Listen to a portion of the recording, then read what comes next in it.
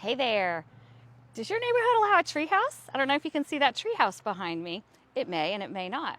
So today on Fun Fact Friday, I want to talk to you about the difference between restrictive covenants and HOA. So the HOA is actually the governing body that enforces the restrictive covenants, which are the rules. The rules are written, they're started originally by the developer. Sometimes they're modified. I'm not going to get into great detail about that. But if you can have restrictive covenants without an HOA. Now, if there are restrictive covenants in your neighborhood and there's not an HOA, then who enforces those rules? I'll tell you, the neighbors, all the people that live there, are the ones responsible for enforcing the rules. If the homeowner still won't listen, they can get the local authorities involved, whatever police municipality it is, and those people can actually enforce the rules.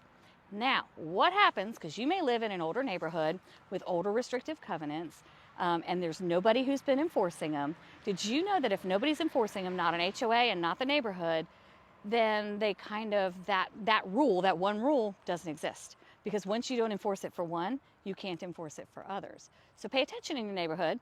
If you've got restrictive covenants and somebody's breaking the rules and they just started, you got time if you want to try and get the neighbors together and tell that person they can't do that anymore. Otherwise, it's not really a thing. Got more questions? Want to buy a house with or without restrictive covenants? Give me a call. TKO will knock it out together.